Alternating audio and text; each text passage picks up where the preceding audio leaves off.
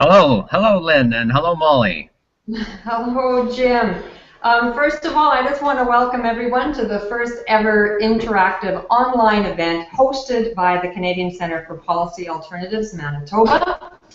And this is part of our Supporter Drive Week here at the Manitoba office.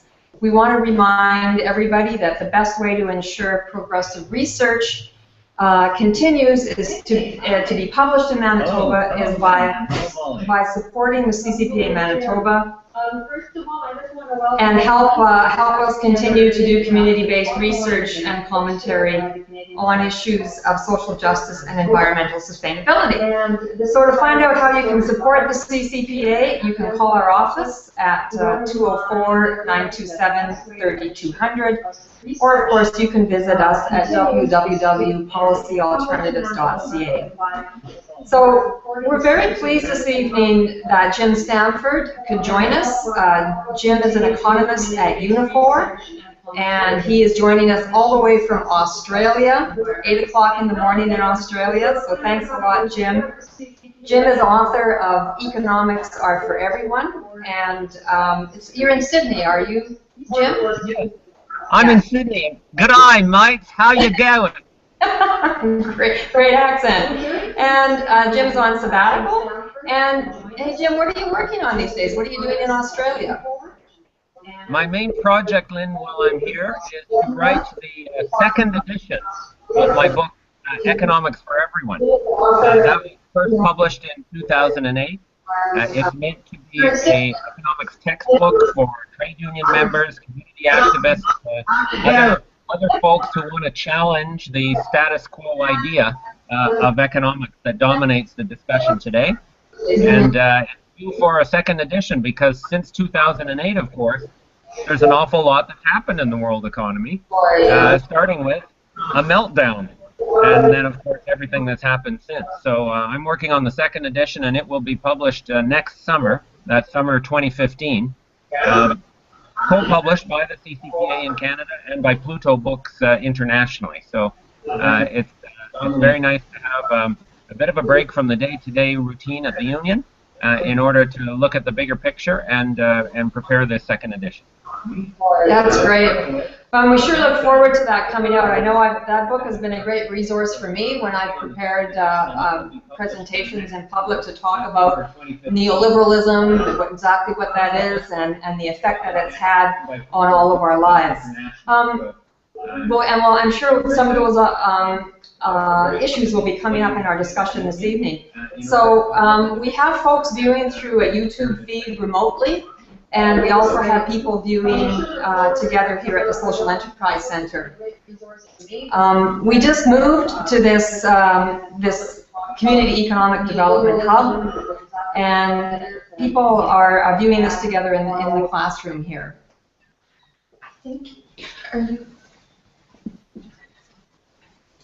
Okay, so we want our viewers to ask questions, and there are 3 ways to do this. You can email us a question to ccpamb@policyalternatives.ca. I'll say that again.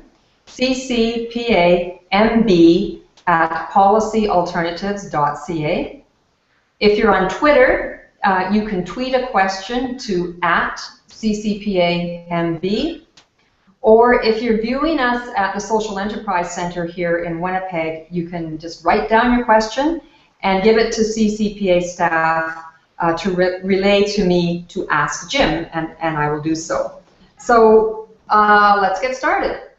Now, Jim referred earlier to a book he's written, Economics for Everyone, where he really does an excellent job of explaining in terms that everyone can understand what economics is and how the economic system that we live in affects all of us. And one of the things, he mentioned that things have changed tremendously since 2008, and of course we all know that. And a lot of the research that's come out of CCPA, both nationally and here in Manitoba, is about the gap in not just in wages, but in income, but also in wealth. And lately, a lot of people have been talking about this new phenomenon, this new book out written by a French economist, Thomas Piketty, called Capital in the 21st Century. And he is talking about how the wealth gap is actually going to take off and reach levels that we can't even imagine today. He talks about entrenched inequality and wealth, he says, is so concentrated that most people are actually unaware of its existence. So I don't know, Jim, I'm sure you've heard some of the buzz. I don't know if you've had the opportunity to even maybe take a look at the book.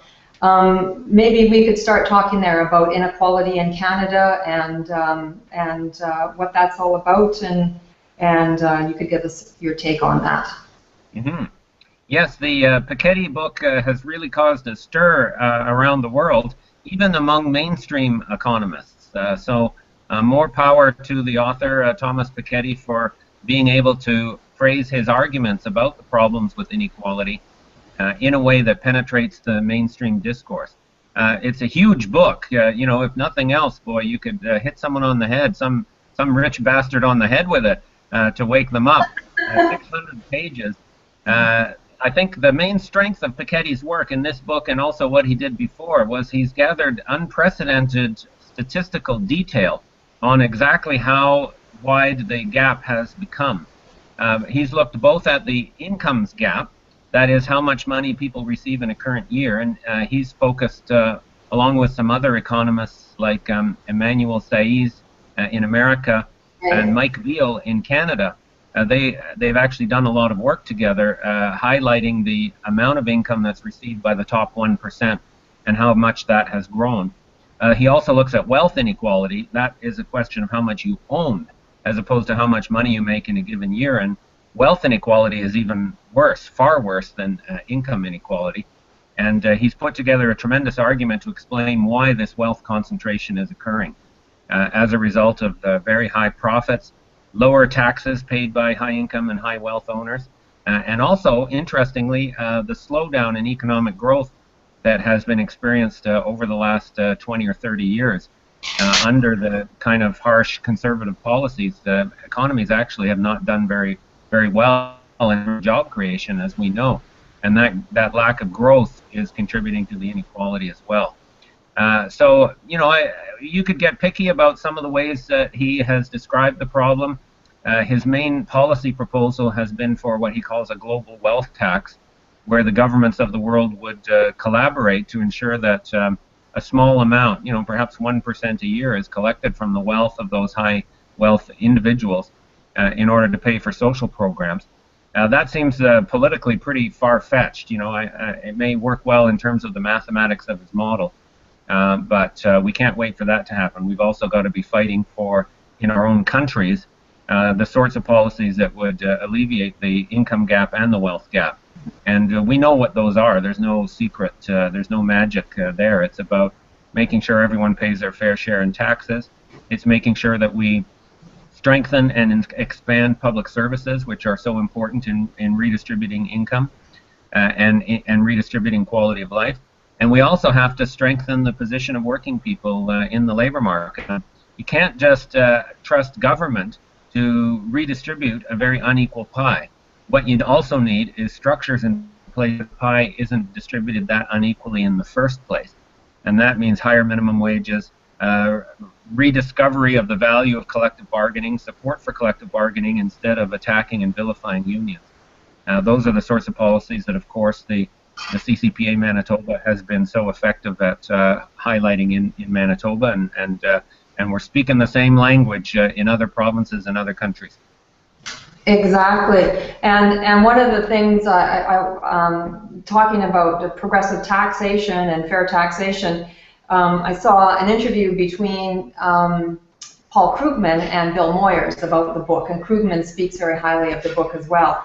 And he talks about how the level of inequity is considerably lower in Europe than it is in the United States, and talks about some of the reasons why that may be the case. And of course, you, I think, could argue that that level of unionization is higher in Europe than it is in the States.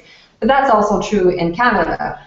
And when we look across Canada, we did a report a few years ago on the income gap, on the wealth gap.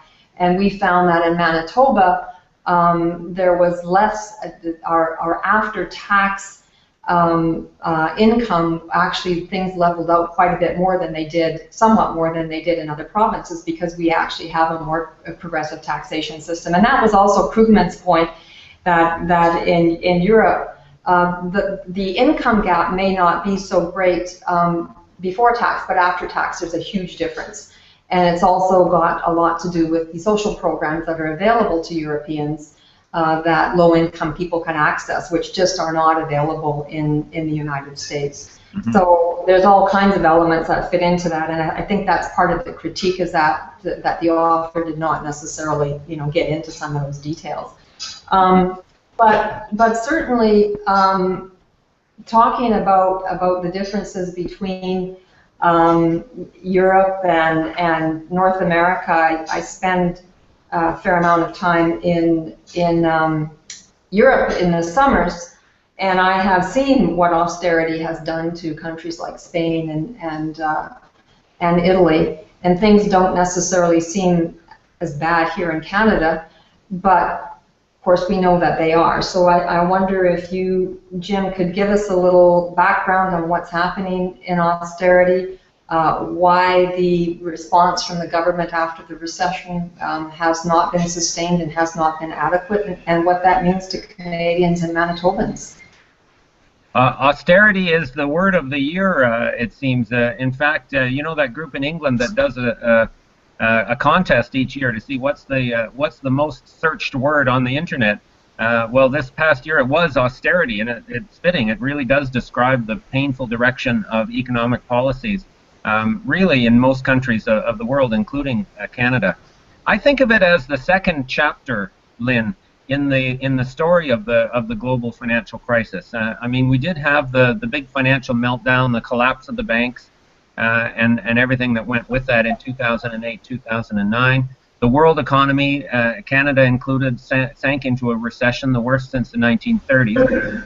The government's initial response was fairly aggressive and in fact, fairly effective.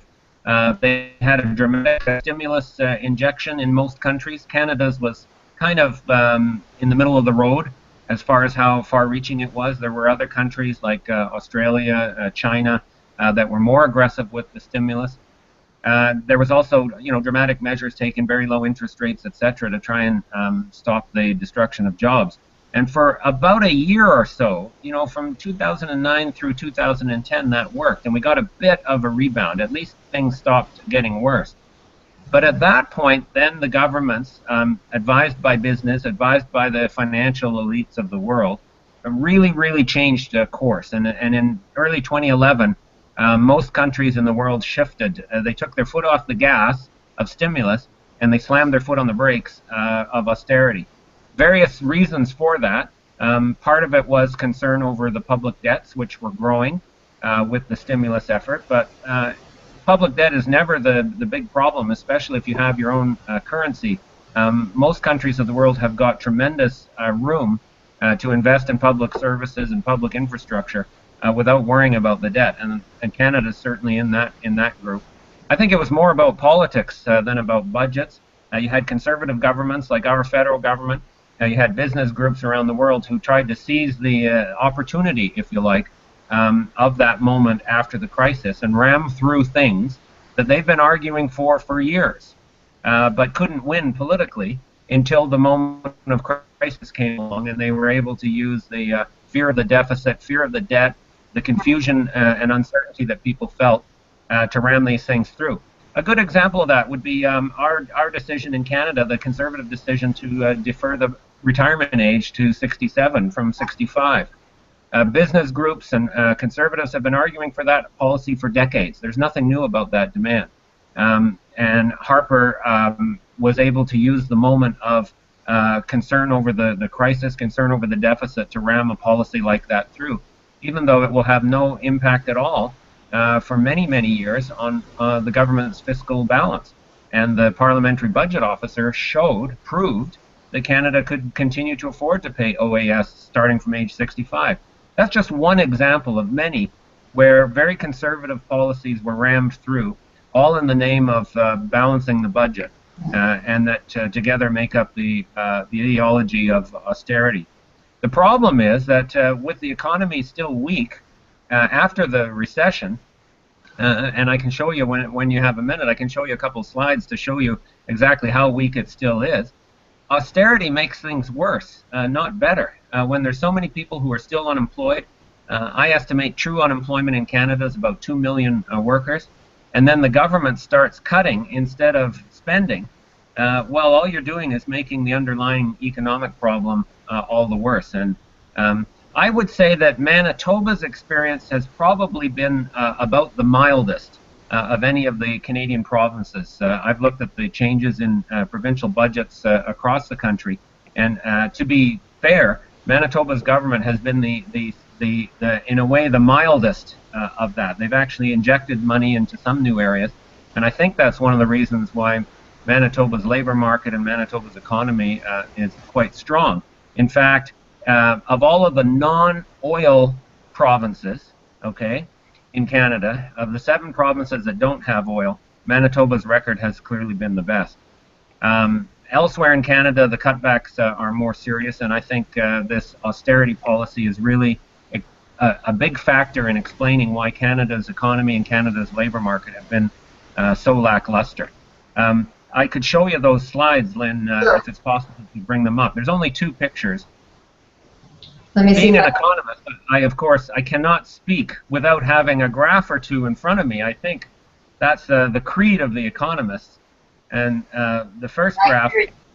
I'm just going to pull it up, Jim. I'll just explain what it is as you're getting it ready. There it is. This is a graph that shows what I think is the best measure of Canada's labor market. It's not the unemployment rate, it's what's called the employment rate. The employment rate is the share of working age Canadians who actually have a job. The problem with the unemployment rate is it's very misleading at the present time, because so many people have given up looking for work. They disappear from the unemployment rate.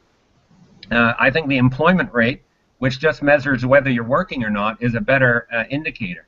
And you see what happened as the recession hit there in late 2008. The employment rate fell very dramatically. It's like falling off a cliff there. It stopped falling by mid-2009 when the governments came in with their stimulus packages. We got a bit of a rebound in those first couple of years, as I mentioned. But by 2011, when governments hit the brakes, then there was no more recovery at all. And the employment rate has just been bouncing around, almost as bad as it was at the worst days of the recession. So, you know, when the Conservative cabinet ministers stand up and say Canada's recovered from the recession, everything is great, you should thank us for our sound fiscal management, they're absolutely lying. This is the core measure of labor market performance, and things are almost as bad today, 5 years after the recovery started, as they were in the worst days of the recession. And we would need another 600,000 jobs in order to get back to where we were before the recession. Then if you can go to the next one, which follows on nicely, Lynn. Yeah, just let me pull that one up. The next slide shows you what I think is the problem. We've had no recovery in our economy, and right now we seem to have no engine in our recovery, and that's the theme of the second slide. You should just be able to go down the page there, I think, Lynn. There you go. Yeah. So this is a graph that shows the different sectors of Canada's economy and whether they're contributing to new incomes and job creation or not. And the main engines of an economy are business investment, exports, government spending, and then consumer spending. Consumers, of course, are the largest single section of the economy for the spending that they issue on the things they need to stay alive. Consumer spending is actually about half of our total GDP. But consumers have to have jobs and incomes in order to spend that money. So consumer spending can lead things for a while, and we've been reading a lot in Canada about consumer debt, household debt, how people are borrowing on mortgages, on their credit cards, and other forms of debt to finance spending. So we are still, despite all that concern with debt, we're still getting consumers borrowing and spending. So that's, in a way, helping. all of the other engines are completely out of gear. The housing market, which was an important part of Canada's recovery in 2009, 2010, is now declining. Business investment is declining, believe it or not, even though profits are high and their corporate taxes are very low.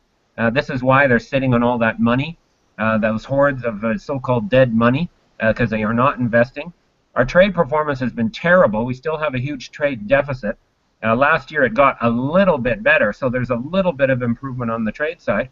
And then you see the government was actually shrinking because of austerity. Instead of increasing their program spending to meet the new needs of Canadians and increasing their capital spending on infrastructure, governments across Canada as a whole, again, not everywhere, but across the country, are actually cutting back their spending. So none of those engines are engaged, and that's why the economic growth has been so weak, and why the job market is as bad as it was during the recession itself. And if consumers actually stop spending because they are worried about their debt, then we're really in trouble. And so that's where I think Canada's economy is in a rather precarious spot.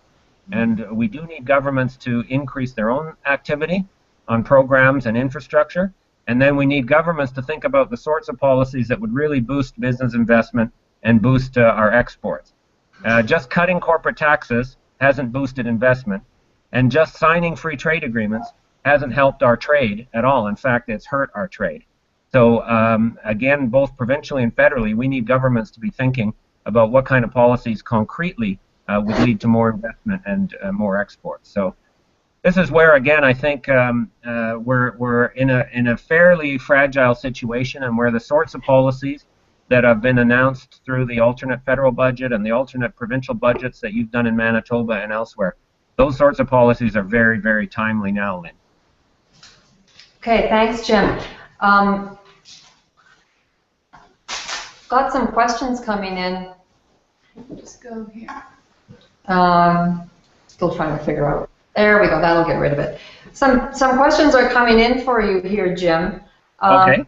The first one was, we have an NDP government in Manitoba, and they do some very good things, but are fiscally limited and don't do as much as many of us would like. What is your view of the future of the NDP and of social democracy in Canada? Wow.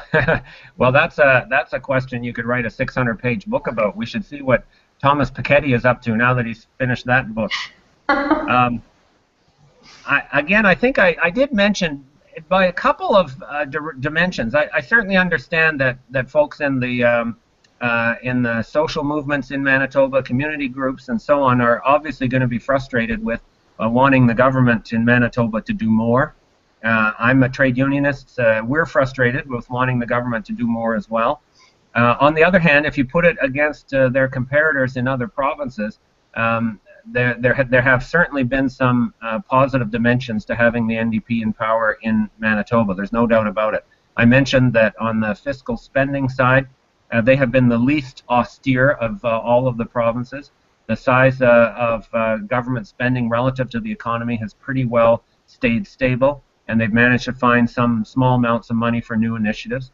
And then, of course, they did try to actually increase revenues on the fiscal side with the provincial sales tax, and that, of course, has been politically very challenging for them, and that's where the responsibility is on us as progressives to be out there making the argument as to why it makes sense for us to be paying a little bit more in taxes, but getting even more back from it in terms of the benefits of public investment, the infrastructure that they're thinking about, and so on. Mm-hmm. In the longer term sense, there's no doubt that social democracy in general, not just in Canada but around the world, has failed to put up a strong critique of austerity, a strong critique of the policies that led to the global financial meltdown. And for that reason, internationally, social democracy has been on the defensive. Now, again, it's not true everywhere. There are countries that are doing some incredibly positive things. There are places where progressives have responded to the crisis by actually stepping up their own arguments for change. I was just writing a little commentary yesterday about the experience in Iceland. Iceland was a place that was very hard hit by the financial meltdown, but the government did respond in very different ways. Instead of bailing out the banks, they nationalized the banks. Instead of increasing taxes to pay for the cost of it, they used the public banks to actually write off a share of the mortgages that Icelandic people had been kind of tricked to taking on, and other progressive measures, and it's working out well. There's many examples in Latin America, for example, where countries have responded to the crisis by increasing social spending. Uruguay is one example of a place where a country boosted their spending on anti-poverty measures, public housing, education. Well, guess what? Uruguay is one of the few countries in the world where the recession did not hit at all. In fact, they continued to grow right through the recession that hit the rest of the world. So there are examples out there, but I think the lesson that Social Democrats in Canada and elsewhere need to take is we need to have a stronger response.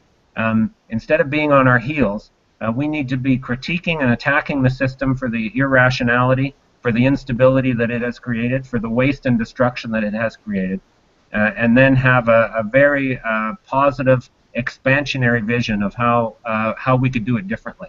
Because after all, you know, this crisis was the result of free market policies. There's no way anyone can blame unions or taxes or pensions for the global financial meltdown. It was absolutely the result of free market policies, and we should be confident enough to stand up and say so. Okay, yeah, absolutely. Now, I don't know, I think you've sort of dealt with some of those other questions that have come in, and I think just in what you were saying, you've dealt with some of them, but we have a question here from a young activist here who's joined us at the Social Enterprise Center. And he or she, I'm sorry, I don't know who sent this in, but what are some practical, realistic ways that young activists can promote a move away from trickle-down capitalism to a more a fairer economy? Wow. Well, if we can convincingly answer that question, Lynn, and make it real, that will be what changes the world, that very question. Yeah. I've got an old slogan that I learned when I was first a social movement activist: educate, organize, mobilize.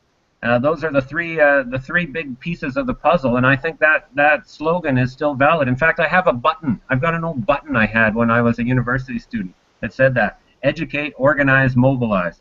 I should get it out. So the first step. The first step is to educate ourselves and our colleagues, our fellow students, our neighbors, our fellow workers about what's going on. And that's exactly why I'm writing the second edition of Economics for Everyone. I believe passionately in popular education about economics. Economics is too important to be left to the economists. We all have to have a bit of an understanding of the economy and how it works, and that will help us have a storyline about what went wrong to be done differently. And again, the CCPA Manitoba is a very important resource for popular education on economic issues, but other social issues as well. But then we have to get ourselves organized. That means joining something, a student union or a community group or an environmental group or a trade union, and joining with others, because one by one, especially in this era of social media and everybody sitting at home on their Facebook, I believe those are very important. I'm a great fan of them. I'm a Twitter-holic. I'm really on the Twitter. But I also know that you have to join with other people to bring about change, and that's where the organizing part of it comes in. Then mobilize. Mobilize means go out and demand something and show that you've got the arguments, show that you've got the people power behind you, and pick a winnable battle.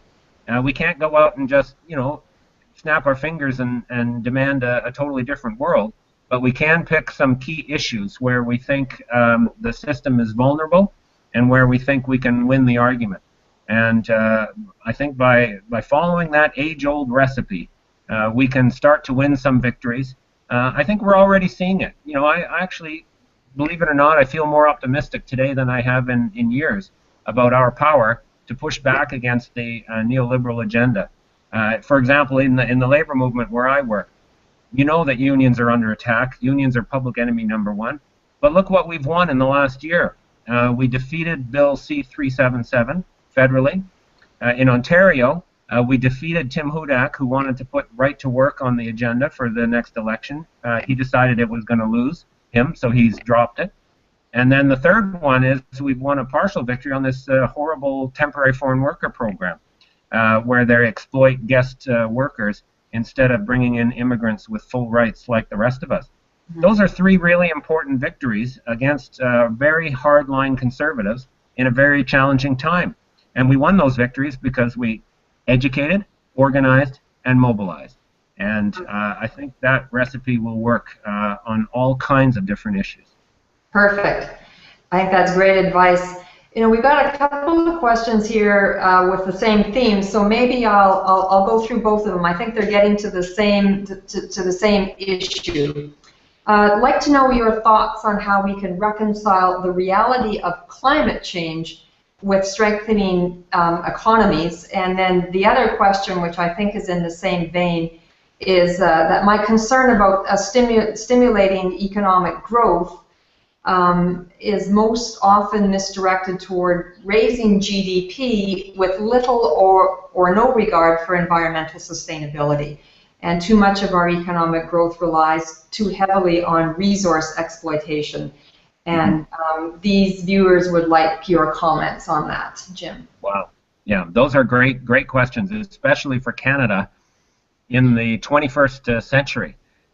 You know, when we got to the year 2000, it turns out that our economy really took an enormous U-turn. And you know that Canada has always been concerned with escaping our total dependence on resource extraction. The old saying was we didn't want to be hewers of wood and drawers of water. And so from the beginning of Confederation on, governments of all stripes had different policies to try and diversify our economy. Yes, resources are important, but we have to be finding other ways to add value to what we produce and have services and manufacturing and innovation. As of 2000, we kind of turned around and started going back to the future in a big way, driven mostly, of course, by the bitumen projects in northern Alberta, but other resource projects as well. So now, once again, we're hewers of wood, drawers of water, and scrapers of tar. That's how the slogan has to be amended for today's times. And, of course, there's important jobs and incomes generated in the resource industry, but they do not spread across the economy. They do not trickle down of their own accord through our society. Especially because governments have made it so easy for companies to export raw products rather than processing it in Canada, import all of the stuff they need for resource projects instead of manufacturing it in Canada. The one that drives me nuts, it really burns my ass, to use a technical term in economics. Burns my ass is a technical term that means causes enormous perturbation. Okay, as a popular educator, I have to define my terms as I go along. Is to see all those Caterpillar trucks up in the bitumen projects and the other big mines. You know, those enormous trucks. We build the size of houses. Yes, exactly. They're as big as a house. They're all made in America. And Caterpillar, of course, is a company that shut down all of its Canadian manufacturing because we wouldn't take a 50% wage cut. You know, that's just wrong. That's morally wrong and economically wrong. And our conservative governments have made no effort to try and improve Canadian value added in those projects, and of course to manage and regulate the environmental side effects of it. I do not think that protecting the environment is incompatible with economic progress, with job creation, with rising living standards.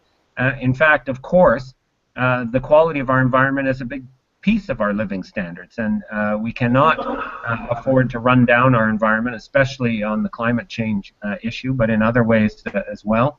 If we approach it the right way, by trying to protect the environment by doing more, not by doing less, by doing more, by investing in green energy and energy conservation, investing in public transit, investing in clean vehicles, investing in cleaning up sites and creating and running parks. Those are all things that create jobs and generate incomes and are good for the environment. Of course, there are types of growth that hurt the environment.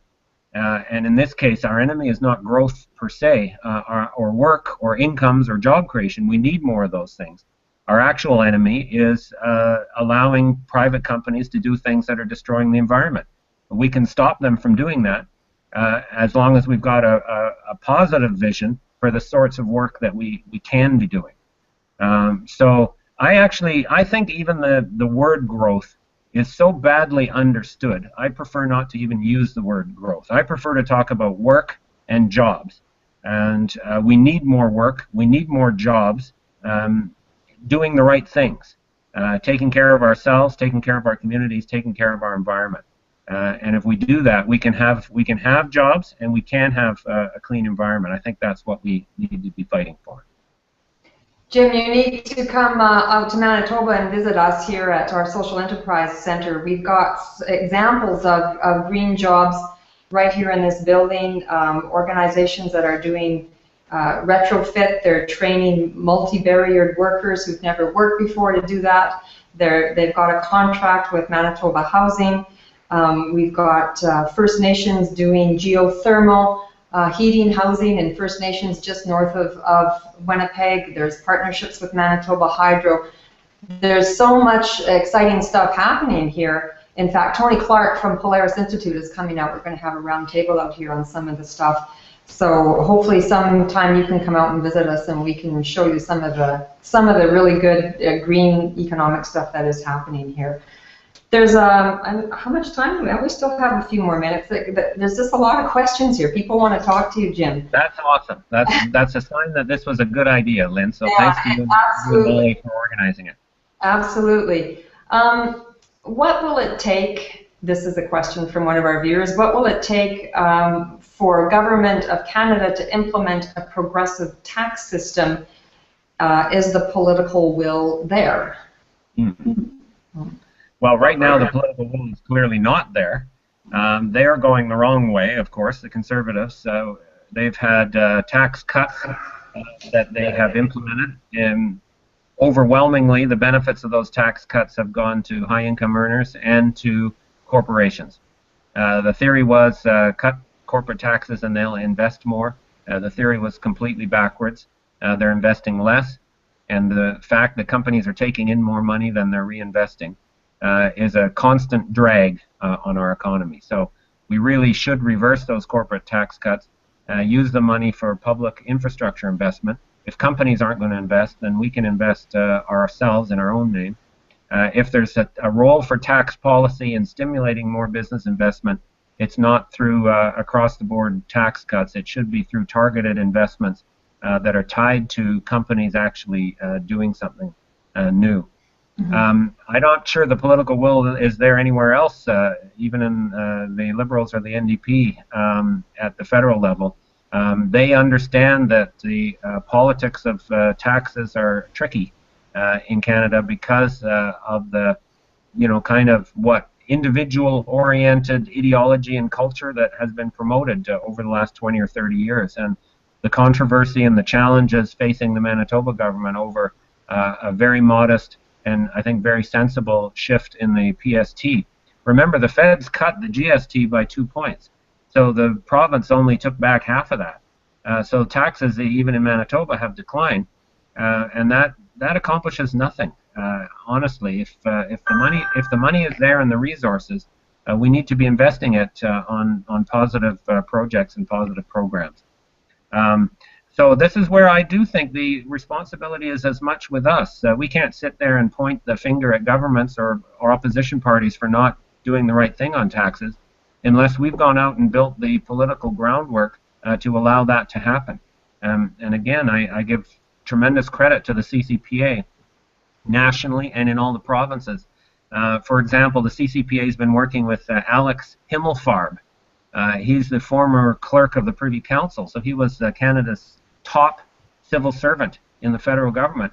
But ever since he retired from government, he's been very outspoken and very progressive on the need for paying taxes, collecting them fairly, and then using the revenues to fund what's required. So he's got a new book called Tax is Not a Four-Letter Word that I highly recommend, not solely because I have a chapter in the book. All the other chapters are great, and there's a huge CCPA content in that. And this is, you know, if we can go out and convince Canada that tax cuts don't work, tax cuts make income inequality all the worse, and the things that taxes are used for are valuable and important, then all of the governments and all the political parties will be much more open to what needs to be done.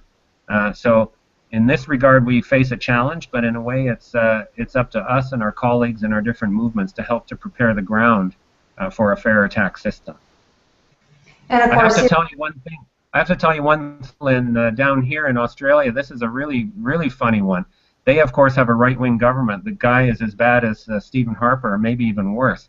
He's about to bring down his first budget next week, and he has decided, nobody can quite figure out why, to impose a special 2% deficit tax on anyone who makes over $150,000 a year.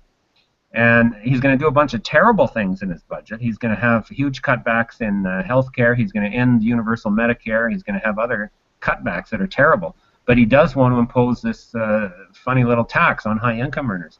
So, of course, all of the debate in Australia is not about the cutbacks. It's all about this little tax on the rich that he's thrown in. Nobody knows why he's thrown it in, maybe for optics purposes.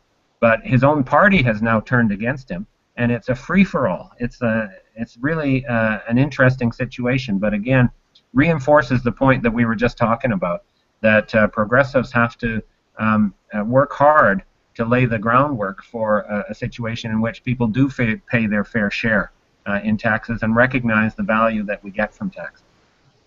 Yeah, and we certainly push back a lot here in Manitoba. I mean, even under an NDP government, it shows you just how pervasive and how powerful the argument is, because this NDP government has taken out over $1 billion in revenue in tax cuts since it's taken power, and we've been very critical of them and point that out continually and push for an increase in taxes. But of course, what the issue is here is we have balanced budget legislation, as probably all provinces do, and they have to run a referendum to increase taxes, but they don't have to run a referendum if they want to decrease them. And once they're decreased, they just never seem to go back up again. And we've got people saying, well, I'm just going to move to Saskatchewan and Alberta where I pay less tax. So it's, you know, it's a real struggle, and it just shows you how powerful that discourse is. Yeah, that's a very good point, Lynn, and that points out where, in a way, the NDP was the author of their own misfortune on this because of some of the silly things they did in the past, like balanced budget legislation, which is just a joke. There's no economic rationale for balanced budget legislation. It's all about cheap political optics, and the fact that even an NDP government would consider that type of move was appalling. Another question just came in. What are the foreseeable impacts on both access to and quality of post-secondary education from austerity, and future impacts on health and the economy? Well, the post-secondary education one is an interesting one because it is an example around the world and in Canada where people have successfully fought back against the knee-jerk austerity that's coming. I'm thinking, of course, about the Quebec student movement, which really turned things upside down in that province. And even though the Liberal Party in Quebec is back in power with the majority, the students won the argument because part of the Liberal platform was to just increase tuition fees at the rate of inflation. So even with the Liberals in place, the students will largely have won their battle. Another place that happened was Chile, in South America, where the students led a huge campaign for more accessibility in post-secondary education and resisting cutbacks that turned their politics upside down as well. And so the new government, the new president that got elected, a woman, pledged to freeze tuition fees, reduce the cost of university education, and how is she going to pay for it? With a modest increase in corporate taxes. Go figure. And it's because they organized, well, educate, organize, mobilize, there it is again in living color, that they were able to win that debate. Elsewhere in Canada, of course, I know the student groups are very active and pushing for more accessibility. It does seem incredible that at the very moment we're talking about the need for more skills, the need for more training. I don't buy the argument that we have an actual shortage of skilled workers in Canada. That's nonsense. But I certainly agree that we need more investment, more training, more education. At that very moment, you have governments, again, driven by the deficit bogeyman, trying to squeeze higher education, and the students are fighting back, and we all need to support them. The health thing is another very, very topical issue because of the expiry of the Canada Health Authority report. This could be the sleeper issue, frankly, in the next federal election. I'm not sure. If we organize around it and show Canadians that Medicare is in jeopardy, and it really is in jeopardy, because of the Conservatives' new formula, which will strip billions out of transfers, that could be the issue that brings them down, frankly. I know, people have been obsessed with the Senate scandal and Harper attacking and everything else. But that healthcare dimension could be a really crucial one, where we have to make the same argument. This idea that we can't afford healthcare is such nonsense, because we know that we're going to pay for it one way or the other anyway. There's no way that we're not going to have those health services. We're not going to take advantage of technologies that can save lives. All it means is there's a burden off of government onto other forces in society in a very unfair and inefficient way. So we've got really strong arguments on defending Medicare on both equity and efficiency grounds, and I hope that we make the most of that issue in the next election. Well, Jim, I think we're getting pretty close to the end of our time here. I think we're getting close to 6 o'clock. It must be 9 o'clock or 10 o'clock for you down there. I know you've got a busy day ahead of you, so I think maybe we should wrap up. I just want to thank you so much for joining us, and also for all the work you do. I know I rely quite heavily on your research, and I bring down to the Manitoba level things that you talk about. I did also want to talk about more on the attack on labor, but the time has just flown by. And I think we're done now. I don't know if you have anything you just want to say in closing, but I just want to thank you, and once again, just keep up the great work, and we're just going to keep fighting this out together.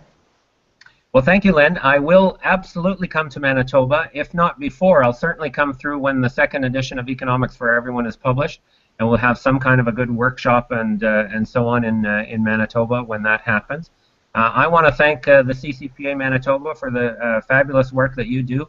You guys pioneered the whole alternate budgeting movement that's been so important in our fight back against austerity. That's an idea that started in Manitoba, and we're all grateful to you for it. I know you're going to have a refreshment or two now as part of your campaign week, your supporters week. And I will join you, because they make some fine wine down here in Australia, and normally I don't drink before noon, but because of the time zone issue, I'll have one with you right now. Used to start. That's right. That's great, Jim. Thank you very much, and you're welcome anytime in Manitoba. We look forward to having you here. Right on. Okay. Good luck, everyone. Okay. Bye-bye.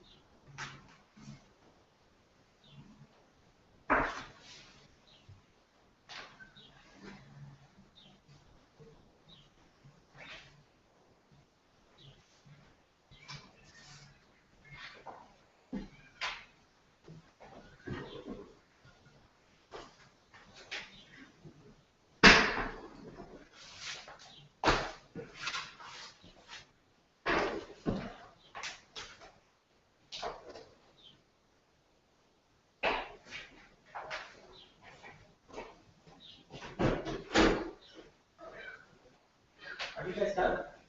Okay, so I was just going to say, We're 3 to 4 minutes behind. You should go in there. How's it going? Fine. He is wrong.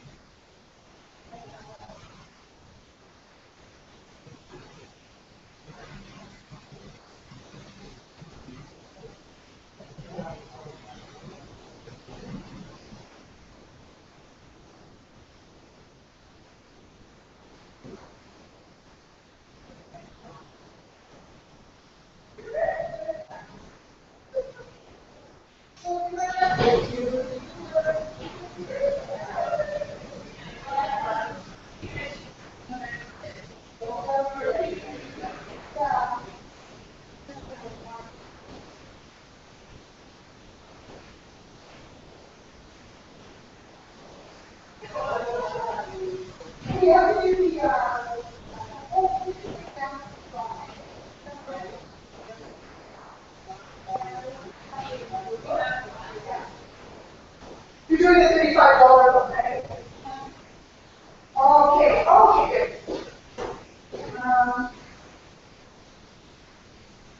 good.